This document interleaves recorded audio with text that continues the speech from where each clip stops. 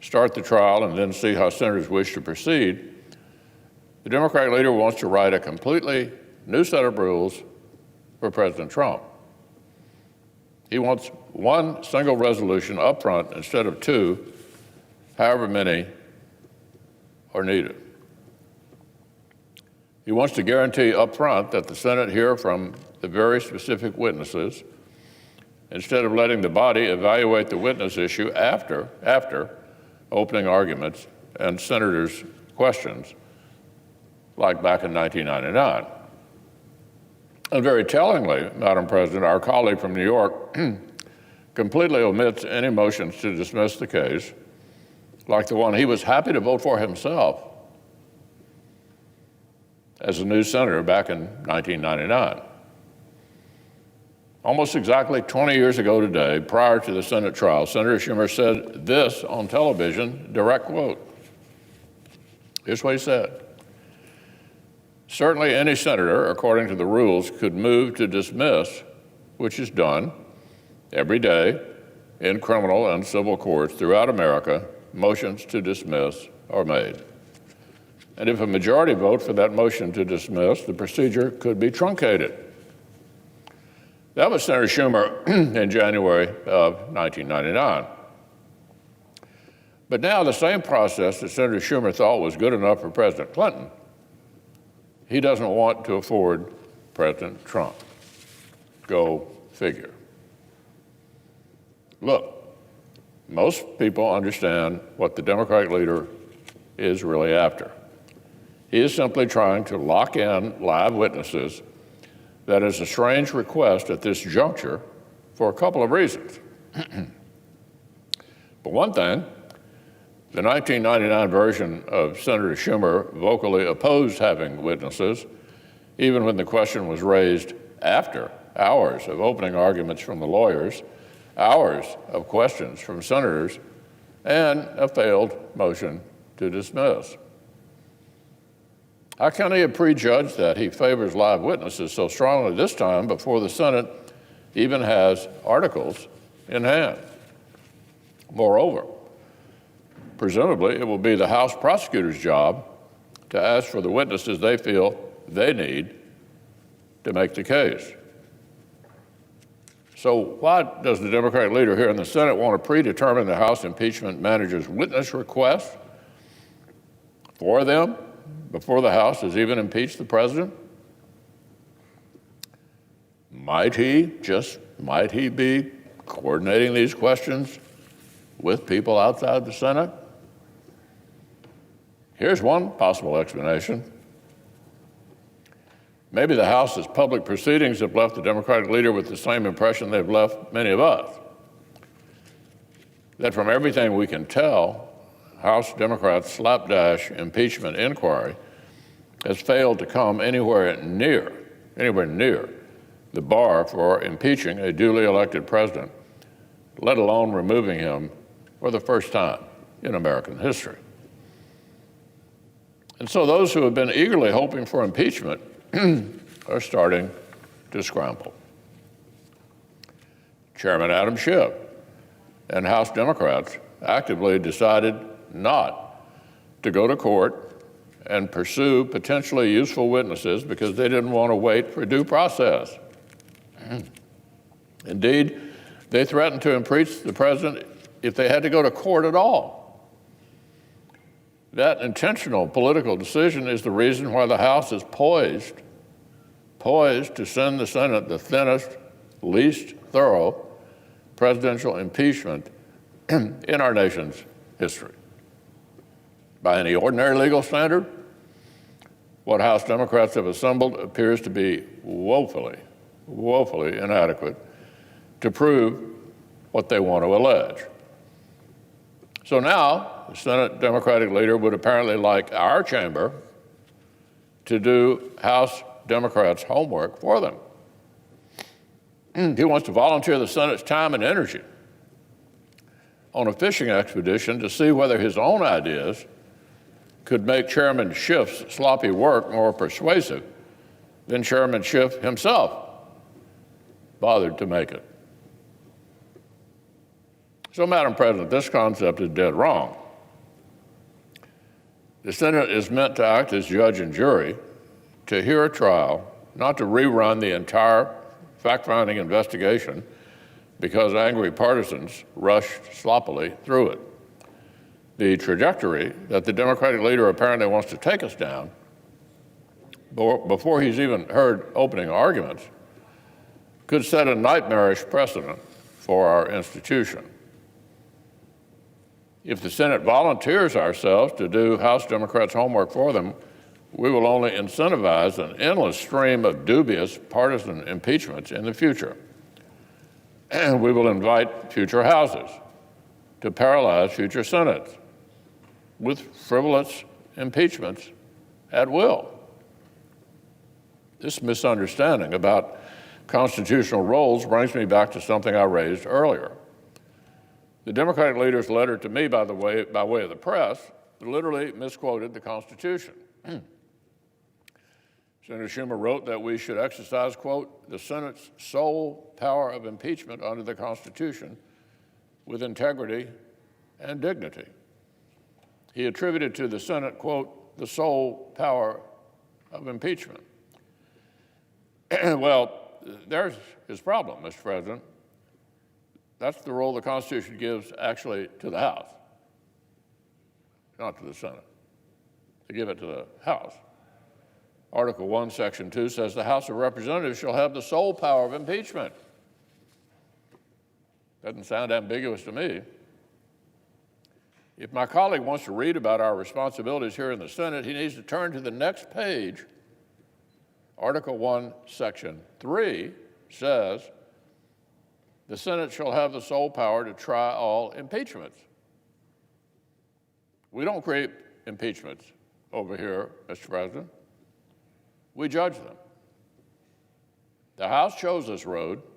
It's their duty to investigate. It's their duty to meet the very high bar for undoing a national election. As Speaker Pelosi herself once said, it is the House's obligation to, quote, build an ironclad case to act. That's Speaker Pelosi. It's the House's obligation to build an ironclad case to act, end quote. If they fail, they fail. It's not the Senate's job to leap into the breach and search desperately for ways to get the guilty. That would hardly be impartial justice. The fact that my colleague is already desperate to sign up the Senate for new fact-finding, which House Democrats themselves were too impatient to see through, well, that suggests something to me. It suggests that even Democrats who do not like this president are beginning to realize how dramatically insufficient the House's rushed process has been. Well, look, I hope the House of Representatives sees that too. If House Democrats' case is this deficient, this thin, the answer is not for the judge and jury to cure it over here in the Senate. The answer is the House should not impeach on this basis in the first place. But if the House plows ahead, if this ends up here in the Senate, we certainly do not need jurors to start brainstorming witness lists and demanding to lock them in before we've even heard opening arguments. I still believe the Senate should try to follow the 1999 model. 2 resolutions. 2. First things first. The middle and the end of this process will come later. So I look forward to meeting with the Democratic leader very soon and getting our important conversation back on the right foot. Now, an entirely different matter, there remains a great deal of outstanding legislation the Senate must complete for the American people before we adjourn for the holidays. I was glad to see yesterday's overwhelming bipartisan vote to advance the conference report to the 59th consecutive National Defense Authorization Act. We moved it here in the Senate 76-6. For months, unprecedented partisan delays threatened a nearly 6-decade tradition of expressing Congress' bipartisan commitment to our national defense. But with the Senate's final vote later today, we'll finally put this vital legislation on the President's desk. I look forward to voting to pass the NDAA today by another overwhelming bipartisan vote for our service members and the critical missions they carry out. Of course, the Senate needs to follow up the defense authorization bill with appropriation measures and fund our national defense and domestic priorities. Ensuring the federal government makes careful use of tax dollars is an uphill battle by definition. So it's critical that we plan in advance and deliver clarity for the full year ahead rather than careen from one short-term stopgap to another. This point is especially crucial for our armed forces, underwriting the commitments we make to the security of American interests, and our allies are the investments we make in a 21st century fighting force. And our nation's top military commanders have been crystal clear. This requires stable and predictable annual funding. It's as simple as that. As the chairman of the Joint Chiefs, General Milley, put it recently, continuing resolutions are, quote, a very ineffective and inefficient use of the taxpayers' dollars. The Secretary of Defense hasn't missed words either. Quote, every day that a CR continues is one less day that we can invest in future capabilities and future technologies. As a simple matter of good governance, avoiding another stopgap CR is an important step. So I'm encouraged that the House is preparing to advance full-year appropriation bills this week. But obviously, what's actually in these bills certainly matters. So I'm glad to say the efforts of Chairman Shelby, Senator Leahy, and their counterparts in the House and White House negotiators have produced a bipartisan package of full-year funding measures that will make needed investments in our nation's top priorities. First is a top-line increase in funding that our national defense requires. For the third consecutive year, President Trump and Republicans in Congress will deliver on our commitment to continue rebuilding America's military after nearly a decade of forced belt-tightening. As threats to the United States, our allies, and our interests continue to emerge and evolve, this work is more important than ever. America no longer stands unchallenged in the international system. As Russia tests the reach of its meddling influence in Europe and the Middle East, as China invests heavily in reshaping the order of the Asia-Pacific region in its image, a new era of great power competition demands our attention and our action. The defense funding measure the House will consider today answers these realities with significant increase in defense funding. Our commanders will have more resources to modernize force structure, develop cutting-edge weapon capabilities, and ensure that American service members receive the best training, equipment, and support available. Much-needed upgrades to the nuclear force that backs up America's strategic posture, investments in hypersonic technologies to keep pace with our biggest adversaries, and renewed commitments to service members and their families here at home. But our efforts are about more than equipping the U.S. military to win a fight. The funding bill takes a comprehensive approach to the security of the United States and our allies. It will unlock targeted resources for countering the creeping influence of authoritarian powers so that military engagements become less likely in the first place. I'm particularly proud that thanks to my own efforts, the legislation modernizes the reporting requirements of the Hong Kong Policy Act I sponsored way back in 1992. It expands our support for democracy in Hong Kong, including legal support to Hong Kong activists, and increases countering Russian influence, the Countering Russian Influence Fund.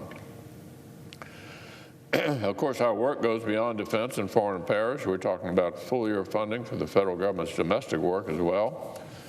For example, big wins for the President's agenda to bring more security to the southern border. This year's funding bills provide another $1.4 billion for the border wall system, plus more flexibility on location than last year's funding. And despite the efforts of some House Democrats during the process, presidential authorities to transfer necessary funds remain intact. The bills also fund critical transportation infrastructure grants and inland waterways projects. They provide for our nation's continuing fight against the opioid epidemic and help equip local authorities and first responders combating the scourge of addiction nationwide. And I'm very proud and pleased that this legislation also contains Tobacco 21 legislation that I introduced with my friend and colleague Senator Kaine from Virginia this year. By raising the age for purchasing vaping devices and other tobacco products to 21 years old nationwide, we'll take bold, direct action to stem the tide of early nicotine addiction among our nation's youth. In another provision that I fought to include in the legislation, we'll secure the pension benefits of nearly 100,000 coal miners and their dependents in Kentucky and across the country. Another key section provides hundreds of millions of dollars more for election security, another step in the work by Congress and the administration to make sure the lapses that took place on the Obama administration's watch in 2016 are not repeated. The list goes on and on. All manner of important priorities will benefit from this bipartisan legislation. And it's not just about what these bills will continue, it's also about what this legislation will end. It will take several more big bites out of the failures of Obamacare by repealing more of its burdensome taxes. Already, Republicans have repealed the rationing board that Obamacare set up to micromanage health care and zeroed out the individual mandate penalty. We've already done that. Now, this legislation the House will pass today will repeal even more of Obamacare's misguided measures, such as the medical device tax and the Cadillac tax. So, Mr. President, there are two timeless truths about the appropriations process in divided government. First, neither side will ever get what they would consider to be perfect bills. But second, full-year funding definitely beats drifting endlessly from CR to CR. This legislation we expect the House to send us today satisfies important priorities for the White House, for each of my colleagues, and for the American people. I look forward to supporting it and hope senators on both sides of the aisle will do the same.